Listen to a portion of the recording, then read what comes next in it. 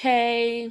Hello, everyone. Welcome to our round four roundup. Nick, I do not have the tennis on. Apparently, you do, though. Oh, I do, yes. I am watching right now Yannick Sinner move 5-love up in the first set. That man is on a roll. This is why I don't have the tennis on and why I told you, you know what? I know the day of tennis isn't over, but I'm sure we can record because Pope, not Pope. Well, I was about to say Pope Sinner, but not Pope Sinner. Post Pope Sinner is blessed and he's just going to win every match right now. Unless it's against Carlos Alcaraz. That's his little Achilles heel. Isn't that the weirdest thing? That's the thing about tennis. And we're going to get into it a little bit when we talk about Draper and Bublik because in one instance, you can look like you are the GOAT. You're like the best thing ever to hold a racket. And then in the very next match, you look like Bambi on ice and it's not really all working. So here we are. Round four is almost over, but I think we kind of know what's going to happen. So we're just going to go with it. And if there's an epic upset from now, from 5-love up, we will re-record the podcast. I guarantee you. But I think we're fine. Question, we'll start it with a question. What was your favorite moment of round four? There's only one answer to this question, Nick, so you better pass. I'm going to say, Anastasia, you have not phrased that question correctly. Because the question should be phrased as, what was your favourite moment of Roland Garros round four and why is it Lois Boisson? Correct. That's the correct answer and question. I mean, I was tempted to respond with, do you want the correct answer or do you want my real answer? There's only one answer. But Boisson is the story of round four, and I will take no other answers to that question. She beat Jessica Pegula in 3 sets today to make it to the quarterfinals of the French Open as a wild card. Hasn't happened since the 90s, I think, Nick, is the stat I saw. I'll have to double check that. But that hasn't happened, at least at the French Open, since the 90s. And the reason she's a wild card is she's ranked 362 in the world, which is crazy low. But why does she need a wild card? Because she should have had a wild card last year. But the week before the tournament, she entered a challenger, or a 125K event, we should officially call it, and ruptured her ACL, tore her ACL in the first round of that tournament and was out. Like that she was out for a while. She was 21. This was going to be a big break, and she didn't get in. And then she was out for 9 months because she had to go through surgery. So she was out for pretty much the year last year, and then came back this year and needed another wild card. And I think before the tournament, I was seeing some chats going around and people talking about like who are they going to give the wild cards to, and there's always a debate usually around wild cards, like who's going to get them. And I remember someone posting saying, I really hope they give it to Lois Boisson because she was supposed to have it last year and unfortunately suffered this very freak injury. And then she got it and I was kind of happy for her. I was like, hey, she's getting that second chance. We don't all get second chances. She got her second chance, and boy, has she taken advantage of that second chance. Going into this match, I don't know what you thought, Nick, but going into this match, I actually thought Jessica Pegula had a problem. I did not think she was going to lose, but I thought you have a wild card already gone way further than she ever probably expected to, although we will talk about that. And she would be playing freely. She just has a free hit, basically, as they say. And I thought playing against someone like that, especially when they're from the home country, could be very tricky and difficult. What do you think going into it? I was in an interesting situation because I hadn't seen any of Boisson's matches, but I'd seen her make draw progress. I thought, you know what, she's made most of the opportunities that she's got. She was ranked less than any of the other players all the other players she's met to increasing degrees. And that third round against Giacomo, her fellow French woman, was a huge opportunity and she took it. And then I was like, cool, I'm interested to see how I'm not sure she's got enough against Pegula, because Pegula is super consistent. And I mean, to be fair, I wasn't expecting Pegula to get this far, to be honest. I thought she was going to fritz it, and I was wrong about that. And Is that a term now only this for specific Grand being Slam, this upset? is not something that I believe Tennis Fritz is in the habit of, because I fully believe he's going to be a factor at Wimbledon and the US Yeah. Open. It was a this time of the year kind of specific situation. So no, this is nothing personal against Taylor Fritz. But like with Pegula, I was like, okay, she's made the most of her opportunities. She's actually played pretty well, because her clay form was like, outside of Charleston, which I'm sorry is not proper clay, was one win, one loss, or just loss. And it wasn't great on European clay. So to see her get this far, I was like, okay, that's pretty good. And it's a good opportunity to get to the quarters, and then we'll see what happens with Andreeva. And then, this happened, and I was in a work meeting, so I missed all of it. And apart from the very end, I managed to catch it on the radio. And actually, before we record this podcast, I made sure I wanted to go back and watch the last game, because I wanted to see Boisson celebrating. And boy, that last game was stressful. It kept going back and forth from deuce to that. It was And I long. just got the sense it was a really tight scrap. And I'm just really pleased that Boisson got to show what she could do against a top player having an okay day. Showing what kind of level that she's able to produce. And I'm optimistic that she could have some, I guess words are escaping me here, like similar results in the future. But right here, right now, she is the hero of France. She's the last woman standing, 25 years after Mary Pierce won the French, last person to win the singles. And I know she's ambitious for winning it herself one day, and there's a good reason why. She's wanting to win it. She's ambitious to win it now. She was asked in press, this is incredible run you've had. What are you going to take away from this experience? And her response was, it's really nice to get to the quarterfinals, but I'm here to win it. And I thought, that's it. I support Lois Boisson winning the French Open from here on out. Everyone else step aside, because here she comes. I love when athletes do that. Because this is a sport.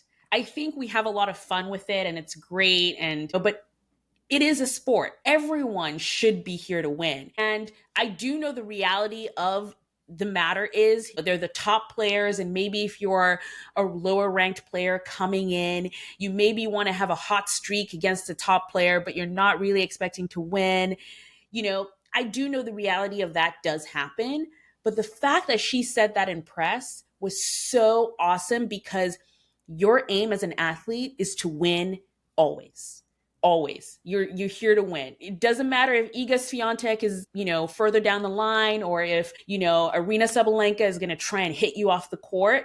You came to win. And the fact that she seems to have had that attitude from the moment she got a wild card is so epic. Like, I am so on her train. I'm just like, she's winning the French Open. And I am actually, Mirra Andreeva should be worried, because there is an element, I think, of surprise. She didn't play on tour last year. It's not like people have been watching her play. There is that element of surprise that I think a wild card, which weirdly, the meaning of wild card kind of just explains what's happening with her right now. It's a wild card. You don't know what you're going to expect. It might be a great player, it might not be a great player. And she's a great player. And it's just nice that, because when she came on the scene, I didn't know who she was before the Harriet Dart incident. And if you don't know what that incident is, I can't even remember what tournament it was now. Did we cover it? We said a little bit about it, I think. It was the Rouen 250, which was the same week as Stuttgart. I think we might have been distracted by Elena Ostapenko at that point. Right. And I think that was the one where I actually said it, because Alina Svitolina won, right? Yes. Yes, because I remember during that episode, I was like, Alina Svitolina won Rouen, and I didn't watch a moment of the tournament, except for this moment, because of course it was all over social media and stuff. But Harriet Dart was playing against her and she was losing. And on after one of the changeovers, as Harriet was walking from her chair to the baseline, she said to the umpire, you should tell her either, I can't even remember the exact wording, but it was to You the should tell her effect to of, wear deodorant because she, yeah. Can you ask her to wear deodorant? It was yes, can basically you the ask her words to of wear Harriet Dart. deodorant because she smells? And at the time, and still till today, I think that's one of the cruelest things I've ever heard someone tell someone else out Yeah. loud in public. Because obviously, I think you tell that to someone in the locker room, in private. Hey, by the way, did you know? Because sometimes people, this is the thing, sometimes people can't smell themselves. It's just a fact. But it just, it's just something that you just don't say in the middle of a match, especially Harriet, when you're losing. That was the part that got me. So that's how Lois Boisson became a household name to an extent. And I just love that she's rewriting history a bit. And how you're going to know her now is as quarterfinalist of Roland Garros 2025, at least. Which is At least. a better reason to know her. Yeah, Although, she took the incident pretty well. she did. She put out a mocked up, really badly mocked up thing of her with a bottle of deodorant and saying, "At Dove, please sponsor me." So normally on podcasts we would try and ask for people to come and sponsor us. No, we're not doing that. No. Go and sponsor Lois Boisson. She deserves all of it, and I think that you would have a lot of fun marketing campaigns with her Dove. Yes. Saying, Yes. Just say, oh my gosh, can you imagine the marketing campaigns? Come on. yeah. It would be so fun. On a side note, though, with what happened with Harriet Dart, there are very few things that would make me not support a player. That was one of them, and I cannot imagine rooting for Dart in anything again. It does explain some things of rumors I've heard, but yeah, Yeah. that's It's not just, on. It's not nice, and I get it. It's heat of the moment, but guys, even in the heat if of the that's how true colours moment, in the heat of the moment, then that tells you something. that's really rough, even in the heat of the moment, I think. That's anyway, we'll move on from that and only think of the glorious, glorious story that Louise Boisson has been at the French Open, and I hope continues on. Because let's stick with the women. She will be meeting Mirra Andreeva in the quarterfinals. And Mirra Andreeva today beat Daria Kasatkina, her vlogging buddy. She's always on What the Vlog. If you don't know what the Vlog is, it's Daria Kasatkina's vlog that her girlfriend sort of films and edits, and they go behind the scenes of tournaments. But here's the thing: it's not just vlogging buddy for Andreeva; it's also practice partner. Did you listen to her encore interview afterwards, Anastasia? No, I didn't. I did not. No. It was so much fun because Mirra basically said, "I hate playing her so much," and that's why I practice with. That's why they practice together, because Conchita Martinez, Mirra's coach, says, no, you need to play with people that you don't like playing. And it's not because they don't get on personally, because if you watch What the Vlog, it's very clear that they do get on. Otherwise, Andreeva would not be on that as much. But clearly, Daria Kasatkina plays in a way that makes you work. If you're playing Daria Kasatkina, you're in for a long match. You're going to have to hit the ball through her or hope, because she's just going to keep getting it back. And so that's what's going on. So Mirra came out going, "Oh, I hate playing her so much," and pretty much said it on court. And that was quite funny to listen to.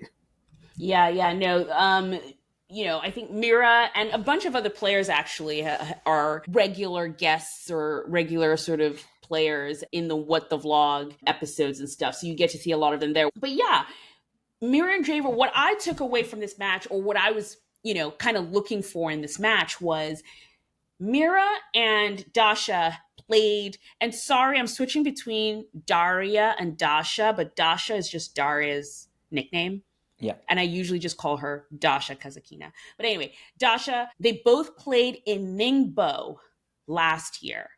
And Dasha won that match. And it was it was in the finals. It was a very emotional trophy ceremony because Mirra was very sad. And I remember Dasha ran up to the stage and gave her a hug. And you just saw what friendship they had there.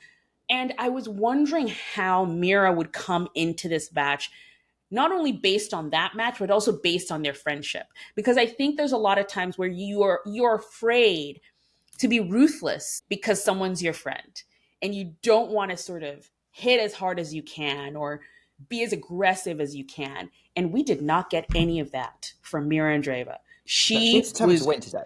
100% mhm. determined to win today. Didn't matter who the person was. And like, I think Daria felt the same. Like, it's clear that like they're going to put friendship aside for the next couple of hours and they're going to be professionals. Yeah, and I don't think that would have happened last year. It just kind of showed me how much Mira has grown in pretty much a year already and how much she could grow in the next year. Every time I think about it, that she won two 1,000 level events back to back this year already, I'm always like, I can't believe she did that. It's something that shocks me every time I remember it. I'm like, she won two 1,000 level events already back to back. So, really excited to see how this match goes because, again, she's a great player, but there's that wild card. You don't know what to expect. So that's definitely a match I'm going to be looking forward to. Just a couple of other things on the women's side. I love that you have a note here that says don't forget about Svitolina. Yeah, because I saw your notes and it was like, yeah, I can see that and that and that. And I think you talked about some of these results with Renee and Caitlin on the live show, which if you haven't Yeah. listened to, go back. But obviously we haven't talked about it yet. But yeah, don't forget about Svitolina because I saw you put Iga, which we will get to. But you know, Elena Svitolina like won a match again, like a really exciting match against Jasmine Paolini, saving 3 match points, and Yeah. that was such an incredible result. Like like she's such a fighter. Iga Świątek, in her immediate like encore interview after winning her match, said, "Oh, I'm not looking forward to her playing her because she plays like it's the last point of her life," and Mm-hmm. that's essentially what you're going to get against Svitolina. And she kind of showed that in action against Paolini, and I think it's a really big result for her. And been a mega dark horse in this French Open. Nobody's been talking about her because I think there's a certain level of like, oh, but she's not like what she won Rouen, but she didn't beat anyone like super like top level there. But she's been quietly going about her business, and she has won more matches on European clay this year than anyone else, and I'm Yeah. including Arena and Coco. Yeah. And No, I so she's the proper dark horse of this tournament. yeah, I genuinely did forget about her because up until the Jasmine Paulina match, I hadn't watched one match that she played this tournament. And it's just like she does this now. She'll just come out of nowhere and make it to the quarterfinals and be like, "Yeah, I'm here. Yeah, I'm still playing I was awesome." I was paying attention to her results because I was interested to see how she would fare against Paolini or Świątek or Ostapenko if we got that. And yeah, that was a fun one, but that was a fun result basically. And I think it's significant because of those match point saves. And Alina's not going anywhere. She's having a great year, by the way, like really Yeah. great year. Yeah, no, she is. And now she gets her reward for all of that is she gets a peaking Iga Świątek. So full disclosure, had Lois Boisson not happened, this would have been my match of round four Mm, because Iga beating Elena, both of them playing well, and like I loved this match so much. It was the third set specifically. Like I was watching that third set going, this tennis is so good, and almost forgetting my own kind of biases in that match. It was just so good to watch. It was so cool to see Iga figuring out in the second set how to play Elena, get her timing back, and yeah, they were going toe to toe in that third set, and it was so good. And you know, I said on the podcast that this match could define their seasons, and actually, it might still well. In that they've both played well and they can both feel good about it afterwards. I hope Elena still does. I think she was a little down her press conference afterwards, but understandable. But it's a sign they're both getting their established level back, and that's going to make the tour more exciting. And yeah, I came away from that kind of thinking, okay, I think Iga's starting to shake off these demons now. yeah. That's going to make this tournament very, very interesting because it is very tight as to who's going to win it. And we don't do predictions on this show. And that's what I'm going to try and do. But I'm just going to hype up the fact that we now have a quarterfinal lineup where pretty much anyone could win it. Yeah, pretty much. And what I really loved about this Iga match and performance was actually what happened in press afterwards and how she talked about what her coaches or her coach, Wim Fissette, has been telling her to do. And she just hasn't done it because in the discourse, and I'm sure, it's something that might come along your feed or things like that. And you hear people talk about like, this player just hired this coach. And then when they don't do well, the immediate thing follows where it's like, oh, well, they need to fire the coach. They're not doing well. And I've always been fascinated by that statement because I'm sort of like, why is no one talking about the player in all of Mm. this?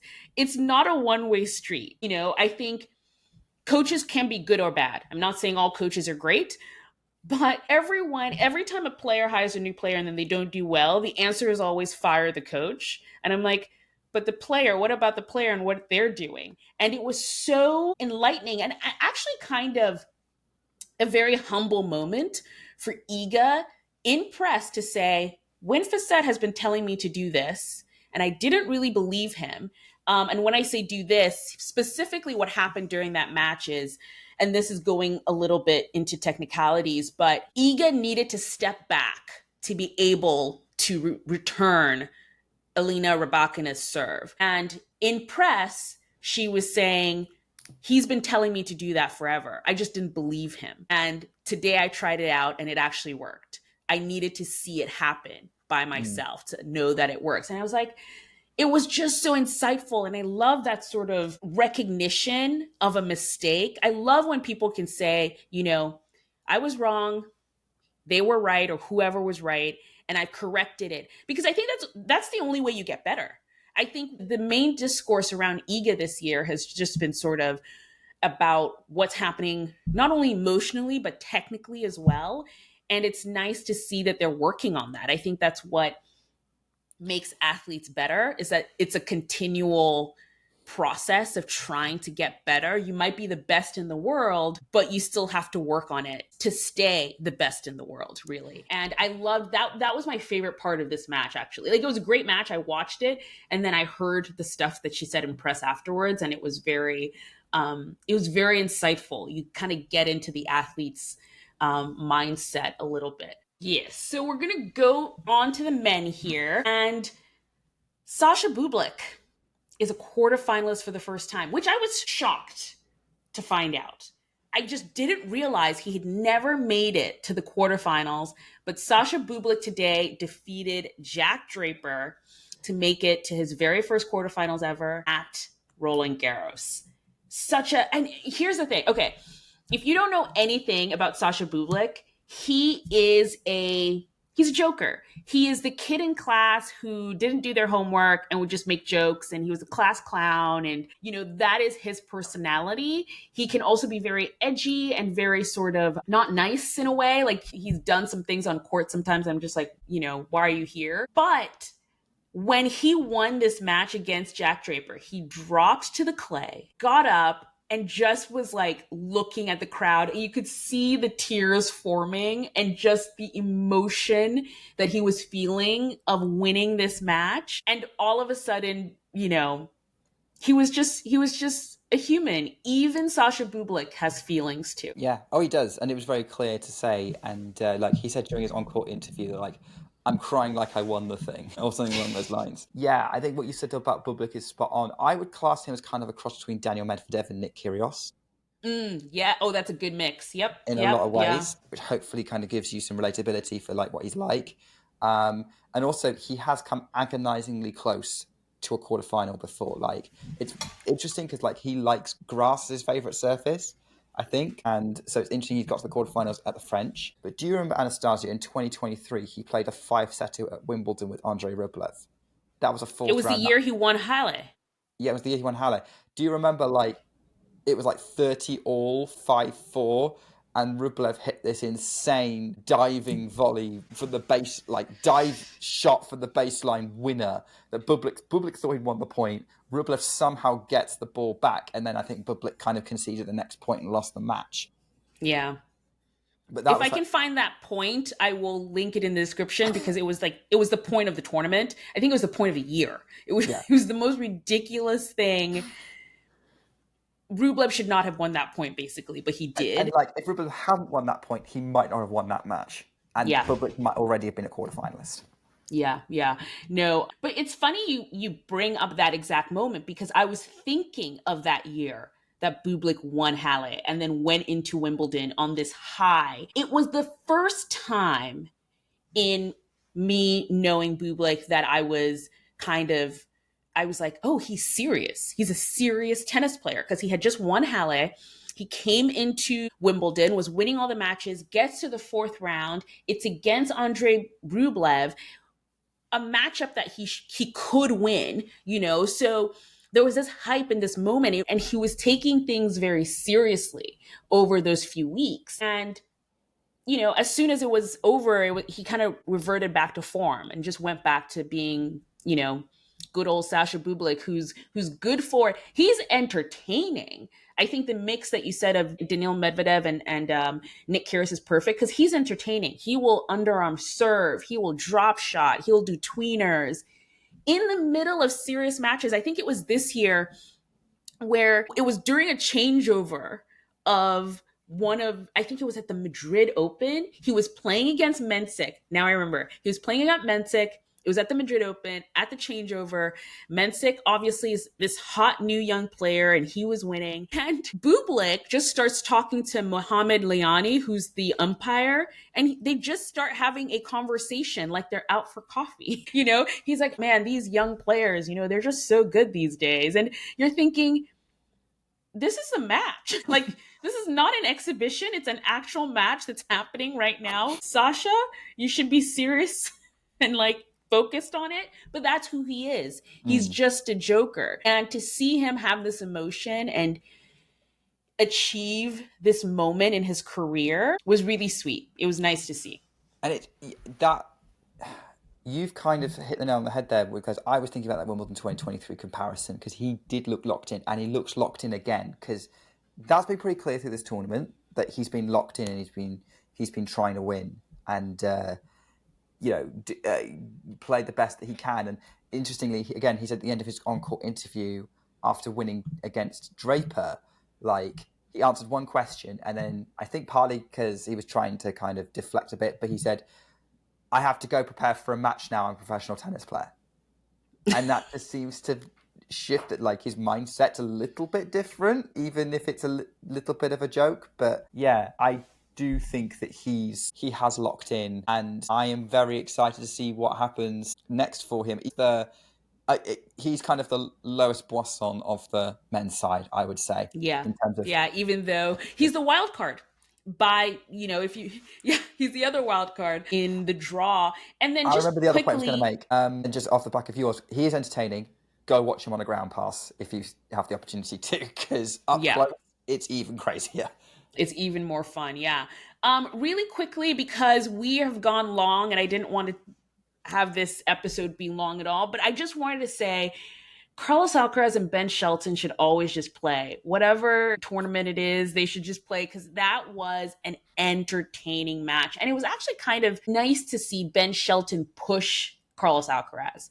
He really did push him in this. And if you haven't watched the live episode that we did, go watch the live episode and stay all the way to the end when Renee Stubbs pretty much calls the first set tiebreak, because that's where we were in the interview, and she just she kind of does a call if she was commentating on the match. It was really cool. Her insights were great, and it was really nice to get that sort of. I think that's why good commentators are great, because if you're a new fan, the pointers they're giving really help you understand what's actually happening on court. Because yes, you see a ball being hit from one side of the court to the other side of the court, but the way it's being done and, the shots that are being chosen are actually very specific. And it might not seem like it because it's happening so quickly, but it was really nice listening to her call it. And then finally, the surprise of the tournament for me, I don't know about you, Nick, is Frances Tiafoe is somehow in the quarterfinals. Yeah, it was a little bit of a surprise because he wasn't in form. At all. I always thought he could. I did look at that section and go, oh, Tiafoe could do something, but that was such a crazy section. I thought we were going to get like a Lois Boisson type coming through, like a Hamad Medjedovic. But credit, Tiafoe's locked in and got there without dropping a set. And that's the most locked in he's been this year. And now he's just like one slam away from a complete set of quarterfinals at every slam. Wimbledon he needs. Right. But yeah, I really like Frances Tiafoe as a person, and I'm always very pleased to see him in a really good position. And I gather you're excited for his next match. It's going to be, I think it's going to be fun because, again, we did not expect Tiafoe to get to this point, but now he's here and he's seemingly very locked in. Him playing next against Lorenzo Musetti, that's going to be a fun match. And that is, we're now into our next section here where it's like, what quarterfinal matches are we looking forward to? And Tiafoe Musetti is definitely one of them. It is really funny that he's playing back-to-back single-handed backhands. And maybe Musetti should look into that because the way he played against Daniel Altmaier, again, I think maybe it wasn't so much the technical way he played, but he's so locked in right now. And I've always said with Tiafoe, his problem is he only took the US Open Summer Swing seriously. Like that was his mecca. That's what he was going for every year. And then everything else was just like bonus or just leading up into there. And I was like, you can't be a top 10 player if you don't take every single section of the tour as importantly as you do the US Open. And I feel like he's in US Open mode here. And it's looked like it. And I think that should be an exciting match because more than likely, actually, now they're in the quarterfinals, all the matches I think are in Philippe Chatrier. Yes, that's right. Correct. Yeah, so big stage. He's a big stage player. That could be fun. Comes alive on a big stage. That's one of the reasons why he struggles to get through tournaments, I think, because sometimes he just goes, oh, it's not a big crowd. Just lose a bit of motivation. Yeah. So I think that's definitely one for me. And then my second one, obviously, I've talked about it already. It's Boisson versus Mirra Andreeva. That's going to be popcorn. That could be upset alert. Especially with the French crowd involved, right? That's another match where the crowd's going to lift it and make it like... I'm interested to see how well Andreeva copes with that hostile atmosphere, because that's going to be a big test for her maturity, because she's still only 18. Yeah. And that's a test I don't think she's really dealt with before, especially as like Boisson is the clear underdog in that match. Underdog plus home favourite is not a good combination when you're trying to win over a crowd. No. Anastasia, I'm sorry, I picked 3 matches. I couldn't pick 2. Oh, that's fine. Mine is Elina Svitolina and Iga Świątek. Because we've got the kind of the maybe resurging Queen of Clay versus the surging Dark Horse. And I'm interested to see sort of how much of this is a unstoppable force meets immovable object kind of situation. And I'm very, very excited for that match because I don't know which way it's going to go. I mean, to a certain extent, it's kind of similar with the other quarterfinals. But the other quarterfinal in the women's side that is like, oh my gosh, this could be brilliant, is Madison Keys against Coco Gauff. Because Madison's been playing so much better this French Open. Like, she's clearly another big stage player. Now she's won a Grand Slam. She's locked in. She wants this big tournament. We saw the same at Indian Wells this year. And Coco is also looking really, really good this tournament. On the whole, I think she always seems to have a really good first set and then a patchier second set. And I'm interested to see like a confident, battle-hardened Madison Keys against a confident, battle-hardened Coco Gauff on clay, or like any surface, to be honest, is going to be a blockbuster. And I actually think we're going to be in for a really, really good match with that one. And that is kind of hard to call now. I before the tournament, I wouldn't have said that. But now I'm like, oh, I think Maddie's got a real chance here. So yeah. I'm up for that. And then my third choice, which has looked like we're going to get it, although Rublev is making this more of a set at the moment, but Jannik Sinner leads by a set and a break against Andrei Rublev. So, yeah, set and 4-3. If we get this match, which is likely at the moment, but again, we might have to re-record this, Sinner versus Bublik. And I'll tell you why. Jannik Sinner is an absolute machine at the moment, apart from against Carlos Alcaraz. And one of the reasons why he doesn't like playing Alcaraz is Alcaraz, first of all, plays makes him play his best, but also Alcaraz is a little bit unpredictable.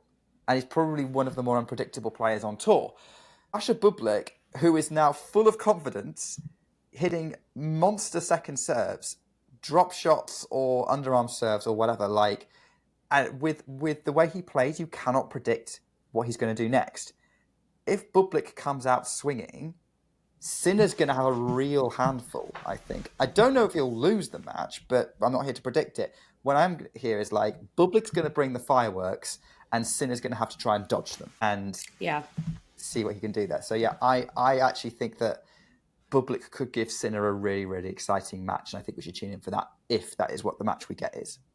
Yeah. One of the reasons why I actually didn't pick that one, because even though Sasha Bublik has gotten to this point and it's really exciting and nice for him, I don't completely trust him. And he is one of the people who I think if things don't go his way in the first few minutes, he might just, clock out. So I feel like this sort of match, Sinner Bublik, has either the potential of being absolute blockbuster or absolute dud. Nothing in the middle. Nothing at all in the middle. So we will see how that goes. Quickly, last bit of things to do here.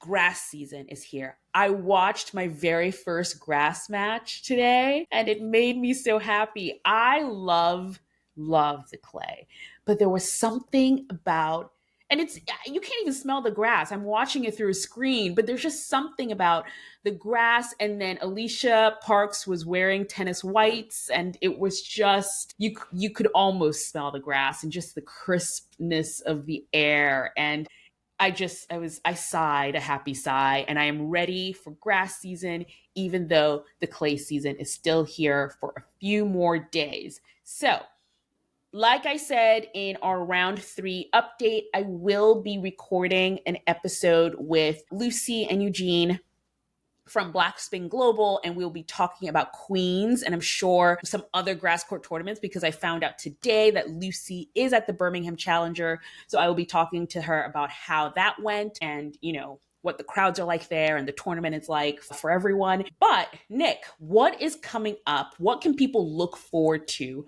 over the next couple of weeks of the beginning of the grass season? Grass court tennis, Birmingham Challenger /125K. So it's a combined men's and women's event.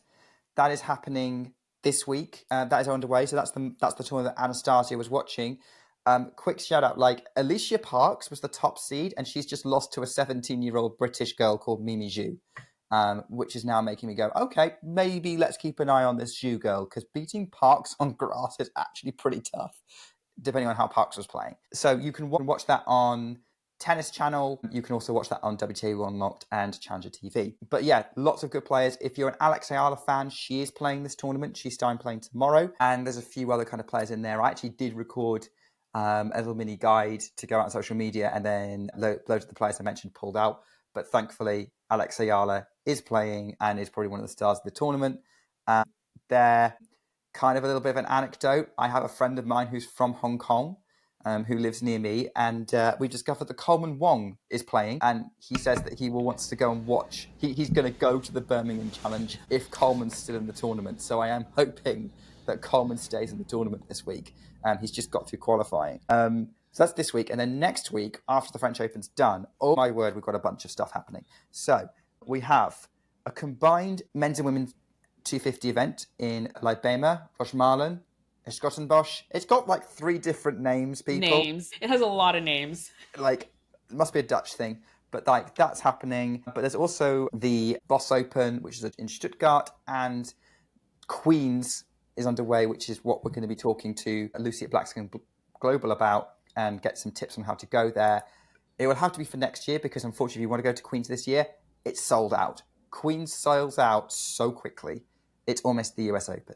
And but that's got Pegula and Keys and Rybakina playing, just to name a few. Krejcikova's playing. So that's really, really exciting before the men do the following week. And I do want to give a shout out to, during that same week of those Stuttgart, Rosmalen, Queens, There's also another combined Challenger 125k happening in Ilkley, which is a tiny village in the middle of Yorkshire, which is in the north of England. It's near Leeds. And I'm actually going to that tournament. I have got tickets for the final, and I've looked at the entry list. I'm like, oh my gosh, this is so full of exciting young talent. I really hope I get to see one of them live. So I will report back on how that all goes. But yeah, that is what is happening with the Birmingham and beyond in the first couple of weeks of the grass court season. Yeah, So much tennis to look forward to. And it's my it favorite is. time of year.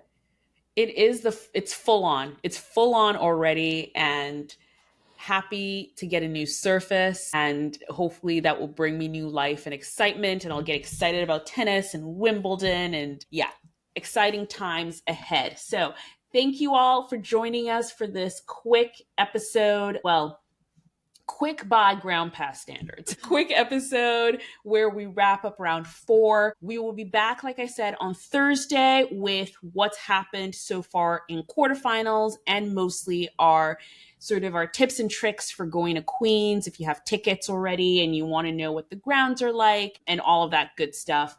And then we won't be back again until after the finals. So we will record our episode on Sunday. That will be out probably Monday, of who the winners are and our general thoughts on this year's Roland Garros. Thank you so much for joining, Nick. It's been another great one. Bye. Thanks, Anastasia. Bye.